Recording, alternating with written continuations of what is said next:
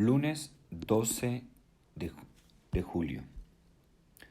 Del Santo Evangelio según San Mateo, capítulo 10, versículos del 34 en adelante, hasta el capítulo 11, versículo 1. En aquel tiempo Jesús dijo a sus apóstoles: No piensen que he venido a traer la paz a la tierra. No he venido a traer la paz, sino la guerra. He venido a enfrentar al hijo con su padre, a la hija con su madre y a la nuera con su suegra. Y los enemigos de cada uno serán los de su propia familia. El que ama a su padre o a su madre más que a mí no es digno de mí. El que ama a su hijo o a su hija más que a mí no es digno de mí. Y el que no toma su cruz y me sigue no es digno de mí. El que salve su vida la perderá. El que la pierda por mí la salvará.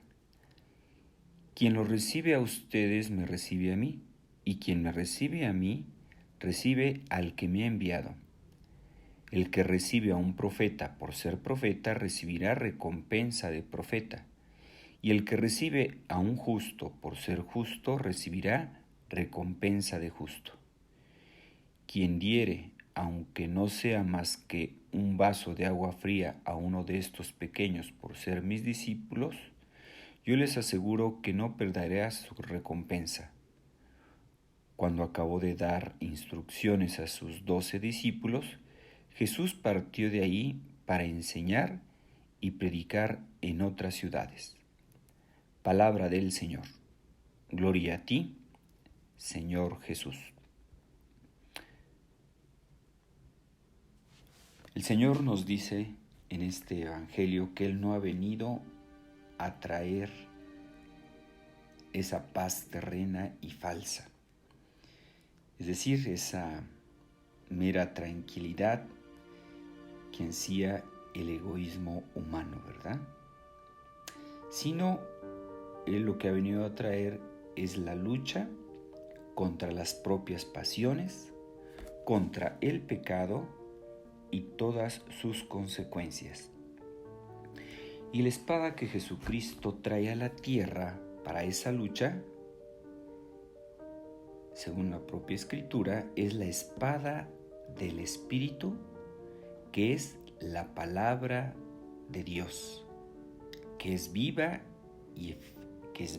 eficaz y tajante, que penetra hasta la división del alma y del espíritu, de las articulaciones y de la médula, y descubre los sentimientos y pensamientos del corazón. De hecho, la palabra de Dios, en efecto, produjo esas grandes separaciones de que aquí se habla. A causa de ella, en las mismas familias,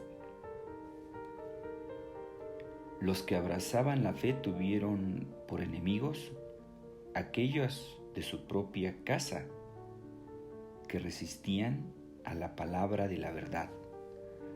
Por eso continúa el Señor diciendo que nada puede interponerse entre Él y su discípulo, ni siquiera el padre y la madre, o la madre, el hijo o la hija.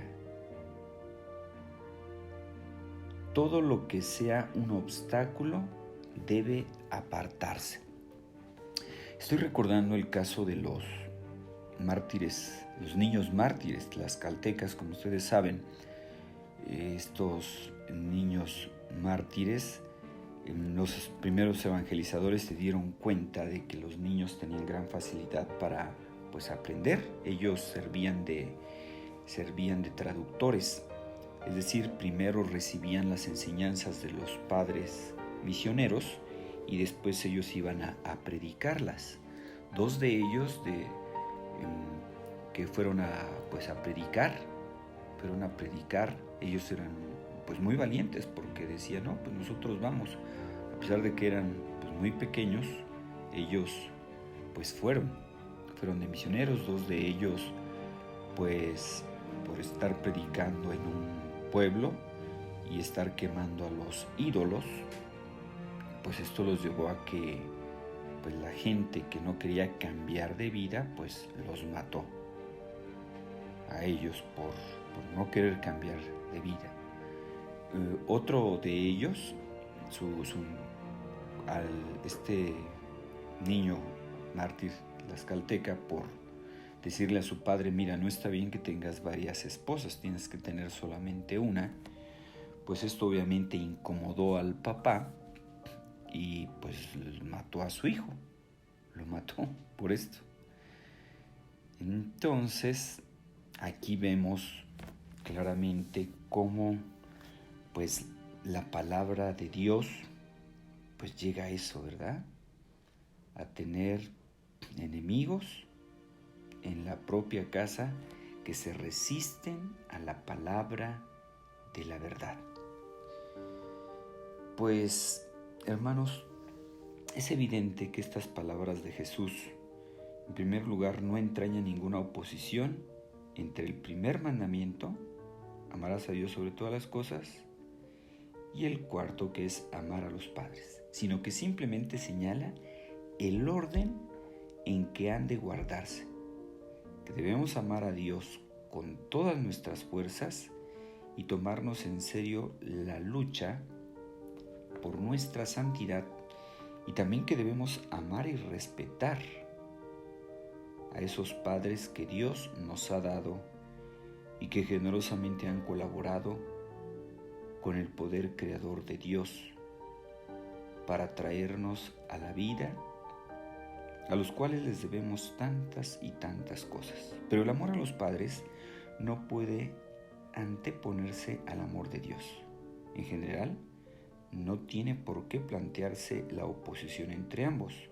Pero si en algún caso llegase a plantear, hay que tener bien grabadas en la mente y en el corazón estas palabras de Cristo que nos dice: Él mismo nos dio ejemplo de esto. Cuando el niño perdido allá en el templo, Jesús le dice: ¿por qué me buscáis? ¿No saben que es necesario que yo esté en las cosas de mi Padre? Esta respuesta de Jesús adolescente en el templo de Jerusalén a María y a José, que le buscaban angustiados. De este hecho, de la vida de nuestro Señor, es norma para todo cristiano que se deben sacar las consecuencias, tanto hijos como padres. Los hijos, para aprender que no se puede anteponer el cariño de los padres al amor de Dios, especialmente cuando nuestro Creador nos pide un seguimiento que lleva a una mayor entrega. Y a los padres, para saber que los hijos son de Dios en primer lugar y que por lo tanto Él tiene derecho a disponer de ellos, aunque esto suponga un sacrificio heroico a veces. De acuerdo con esta doctrina, hay que ser generosos y dejar hacer a Dios, dejar a Dios ser Dios. Y de todas maneras, Dios nunca se deja ganar en generosidad. Jesús ha prometido dar el 100 por 1, aún en esta vida, y luego en la bienaventuranza eterna, a quienes responden con desprendimiento a su santa voluntad. Pues bien, yo creo que sí hay que decirlo, que hay, jovencitos que sienten el llamado para la vida sacerdotal o la vida religiosa, y muchas veces pues los papás pues se oponen, ¿verdad? Hay que decir que pues primero tenemos que obedecer a Dios. Eso no significa que no debemos amar a nuestros padres. Claro que sí. Los padres tienen su lugar, nuestros papás tienen su lugar, se les quiere mucho, pero primero tenemos que obedecer a Dios. Bueno, pues les deseo que tengan un feliz día y pidámosle al Señor que nos ayude a amarlo a Él sobre todas las cosas, y que busquemos hacer su voluntad en todo momento, buscando nuestra santidad y la santidad de la gente que nos rodea. Feliz día.